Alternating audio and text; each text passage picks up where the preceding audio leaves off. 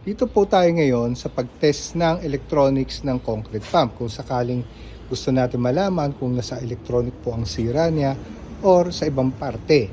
Ang unang gagawin po natin, i-on po natin ang ating breaker. Pag on po niyan, iikutin po natin ang switch para mag-on. Okay, umilaw, umilaw, umilaw. So bubuksan po natin ang panel box.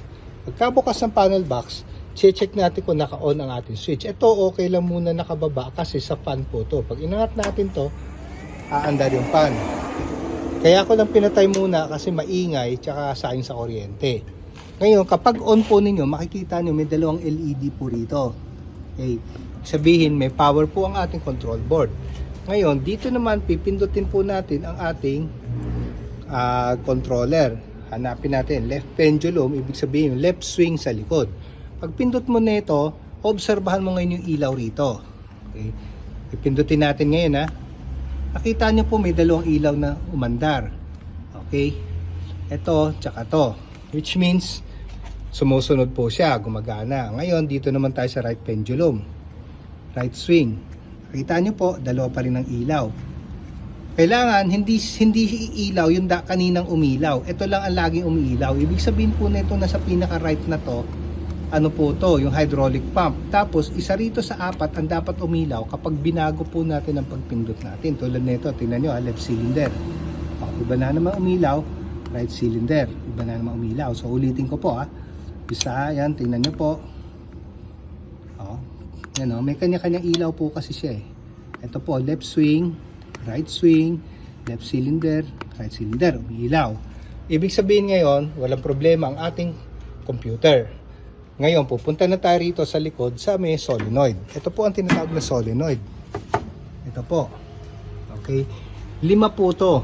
1, 2, 3, 4, 5. Ito ang tinatawag natin primary. Ito yung pump solenoid. Kapag ito may sira, kahit anong bomba po na itong bomba natin, walang lalabas na langis dito. So ito ang relay sa ibabaw.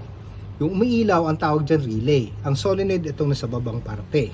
So ngayon pipindutin po natin, babalik tayo sa kanina, left pendulum Dapat umilaw po siya, tingnan nyo. Umilaw siya at umilaw yung isa rito sa kabila. Okay.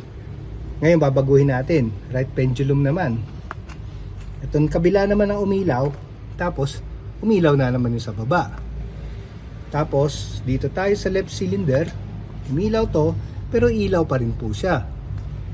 Tapos right cylinder, ito naman yung umilaw, ito pa rin umilaw, pero walang ilaw sa iba.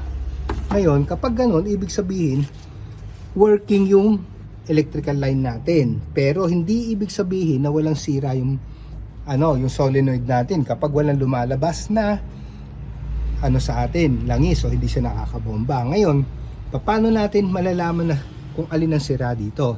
Ang una lagi nating tinetest po, itong primary solenoid. Paano gagawin yan? Tatanggalin nyo po yung tornilyo rito, bubunutin nyo to. Wala lang kasi ang dalang screwdriver. Bubunutin nyo to. Ito, ang pagtanggal po ng solenoid, iniikot lang po to sa ilalim. Dito natin sasampulan sa ibabaw. Yan. Ikutin nyo lang to, umiikot, nakita nyo po, huhugutin nyo lang po. Ingatan nyo lang po yung o-ring na hindi mawala. Kapag nahugot nyo po siya, nahugot nyo po itong buong to, ipagpapalit nyo lang ito dito sa ilalim. Kapag pinagpalit nyo rito at bumomba na po ang ating makina, ibig sabihin, sira po itong solenoid natin. Ngayon, importante sa pagtanggal po natin, silipin natin. Kasi minsan po, basa, kaya grounded po siya, kaya siya nasusunog. Ngayon, kapag na-testing na po natin dito at umandar na yung bomba natin, ibig sabihin, yung solenoid po nito ang sira. Kasi, linipat po natin tong sa cylinder papunta rito, so gagana na yan. Ngayon, pwede na nyo ibalik muna yung sira rito pansamantala, magpalit muna silang dalawa, paandarin nyo yung makina, pag bumomba na siya, testingin nyo, and then malalaman nyo na isang solenoid lang pala ang sira. So yun lang po ang papalitan natin, yung solenoid. Tinatanggal lang po itong relay. Ngayon, kapag hindi pa rin po siya bumomba, maaaring sira rin yung solenoid nito. Kaya kukunin yung solenoid na naman sa kabila, yan naman ay pagpalit nyo rito. Kasi magkakapareho lang naman po sila ng size. Hanggang sa malaman natin kung alin ang solenoid na sira. Yan lang po ang nagpo-control sa kanya kung